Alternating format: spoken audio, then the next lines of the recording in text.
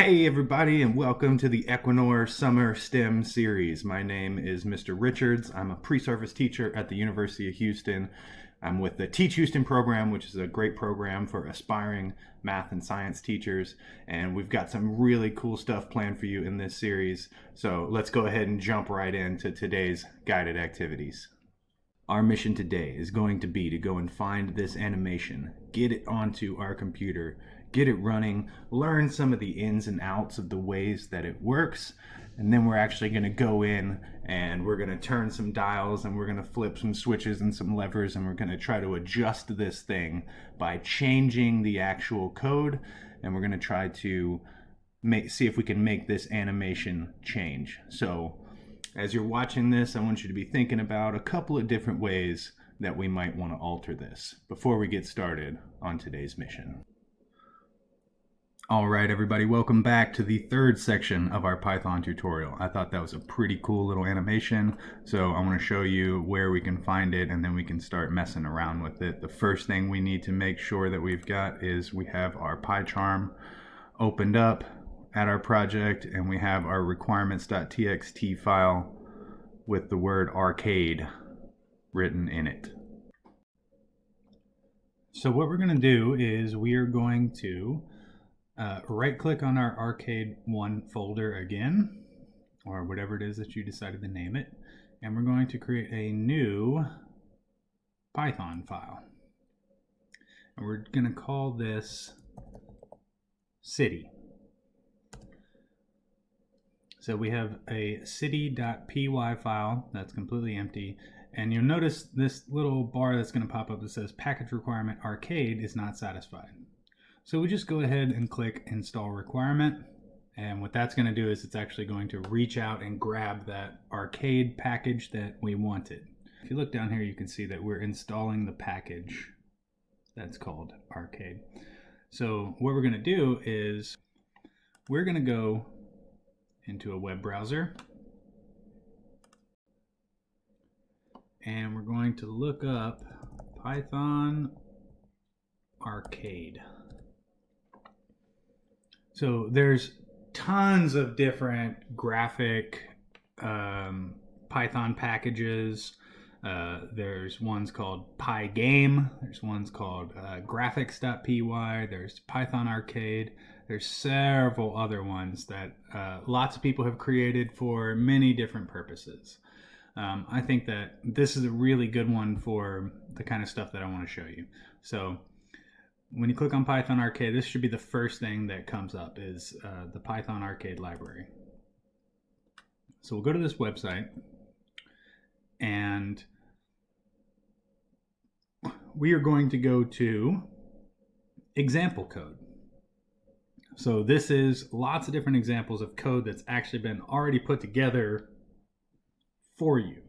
The video that we saw in the very beginning of this came from here, from the animating drawing primitives. So we'll just click on that link. We'll go down here to this submenu, the faster drawing with shape element lists, and we're going to click on shape list skylines.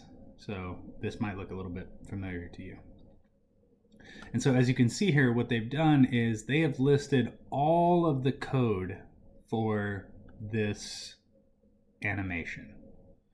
And it's a lot. There's a lot of stuff in here that might look a lot crazier than any of the stuff that you've already seen. But what we want to do is we just want to go inside of this little window right here and copy all of this code. So you can just click down with your mouse button and highlight everything, right click and copy, and then we'll go back down to our PyCharm and paste it into our city.py file. So as you see, once you paste it in here, the PyCharm is great because it kind of color codes a lot of things in different ways, right? So you can see that we have comments that are color coded in green. Some of the more functional commands are listed in orange, and now this will look different if you're running the light mode instead of the dark mode, but It kind of organizes everything for you, and it color codes everything so that it's really nice. We've copied and pasted this code into our city.py file. Now let's go ahead and see if we can make this work. So the way that we're going to do that is we will go up to the menu here on the top, and we'll click on this Run tab. And so we'll just go down to this button that says Run and click it. And we want to run our city file. And so if everything is working correctly, we should end up with a window like this that shows a very similar animation to the one that we saw in the beginning of this video. So before we get into going in and actually editing this animation, we need to kind of figure out how we're going to target this. And we're going to do that by learning a little bit about functions and the way that they work. So the next thing I want you guys to do is go ahead and pause the video, and I want you to go through the python.org tutorial. We're going to go to section 4 here, and I want you guys to just go through these instructions for section 4.6, where we talk about defining functions, and 4.71, where we dig a little bit more into the arguments that go into functions. So once you guys go through these quick little areas of the Python tutorial, then we can come back and take a look at this animation and see if we can adjust it in any kind of creative ways. Alright, so hopefully you guys are able to make it through these sections of the python.org tutorial, this 4.6 and 4.71, where we kind of learn a little bit about the basic elements of defining a function and the arguments that it takes in.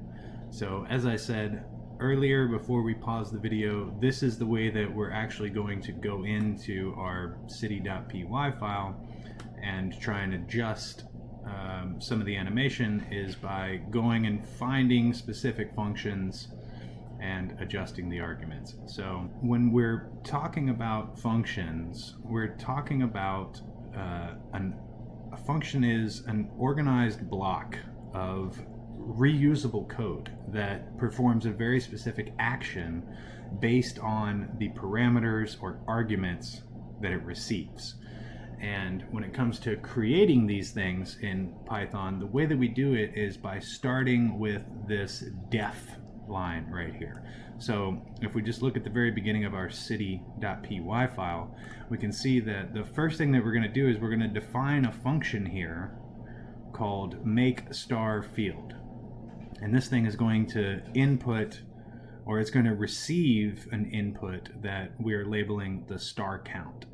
And so the comment right here says that what this function is doing is it's going to make a bunch of circles that act like the stars in our animation. If we want to adjust, let's say we wanted to change the amount of stars that we see in our animation, we need to go find the spot in this program where this function make star field is actually called up and used, and we need to adjust the number that is being put in to the function. So let's go down and find that here. See, we've got some other functions that are being defined. So most Python programs are going to run some type of main function, and this is what is really going to be the driving thing for this program, is the main function. A lot of times it'll look like this, double underscore init, or init, which is short for initialize, or it'll look like, it'll actually say main right here, the actual main function. But as soon as we scroll through and we find this part that actually looks like the main body of what our program is actually doing, we can see that we are actually going to call this function here. We're going to use this make star field, and we're going to say that we want about 150 stars. So let's say that we wanted to adjust our animation because the city that we live in doesn't have a whole lot of pollution and we can see more stars during the night, right? Let's just go ahead and change this 150. Let's change it to 500 and see if we can't get a lot more stars in the sky there.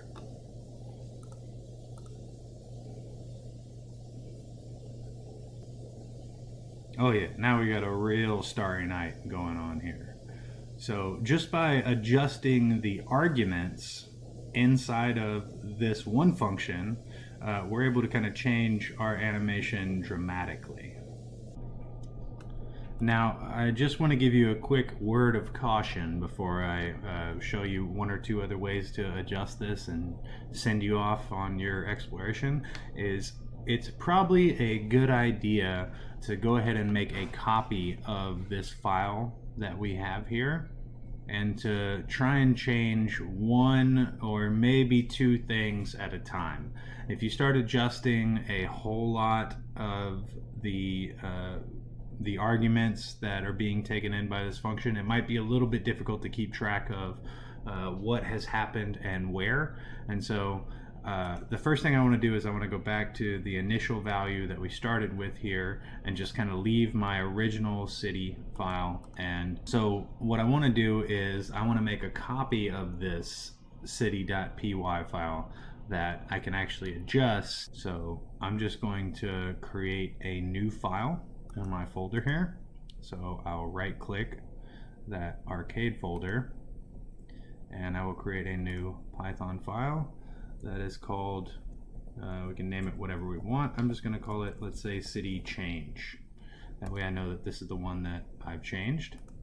And yet again, we can open up our city.py file and we can copy and paste everything that we have in here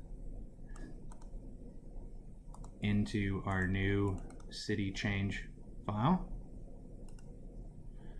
And now we can feel free to just kind of go crazy with it and see what all we can get to adjust here. And so another cool thing that I wanted to show you guys about PyCharm is it will do a lot of interesting things that can help you. And so what I mean by that is, let's say we were going back to looking at this and yeah, we wanted to make a lot of stars. So last time we did 500. Let's go ahead and make it 1,000 this time. But let's say we wanted to get our Bob Ross on and we wanted to change the background because you don't really like a black sky. So if we look right here, it says arcade.set background color. So what this is doing is it's reaching out to the actual arcade module and it's pulling this function from the arcade module called set background color, and it's setting it to be this color, which is black. So let's say we didn't want it to be black, we wanted it to be, I don't know, some kind of purple. All right, so lots of different ways that we can input color values, but the arcade package will allow you to use text values for your color input. And so like I said, we want to make this some kind of purple. So if you just type in the word purple, well, let's make it all capitals because it usually takes in values that are in all capital letters. What you get here is you get this window that shows tons of different types of purple that we can choose from. And so, oh, that sounds interesting, psychedelic purple. Let's see what that does. So if we set our background to psychedelic purple on our city change.py file, let's see what that has actually done to our animation. So we want to go to the run tab and go down to the run button that doesn't say run city, because this one is going to run the original city file, which will just be the standard animation. But what we want to do is click run and find our city change file so we can see the changes that we put forward. And let's go ahead and see what this purple looks like. All right, that is a very, very bright purple that we've got going on there. But again, I mean, there's tons of different things that we can adjust here. And so, what I'm going to ask you guys to do now is to, again, pause the video and go back into your city.py file, or hopefully you've created this other one that you can actually adjust, a city change, or you can name it whatever you want, and just go in and experiment with changing this animation any way that you want. There's all kinds of different things that you should be able to just go and find these functions that are clearly defined and adjust the arguments that they receive and run the program and see how it's affected this animation. So go ahead and pause the video right now and explore around with this a lot, and come back and check out the rest of what I've got for you. All right, I hope you guys had fun playing around with this animation and you were able to make some really cool adjustments. I definitely had fun with this. So when you guys come on back for the next section, we're going to be talking a little bit more about animation and some of the code that makes it work. And we're also going to start learning a little bit about the basic building blocks for creating a video game. So that is going to wrap up this section of guided activities, but you don't have to stop here. Feel free to go into the companion document and check out anything that's listed under further expedition or dig a little deeper.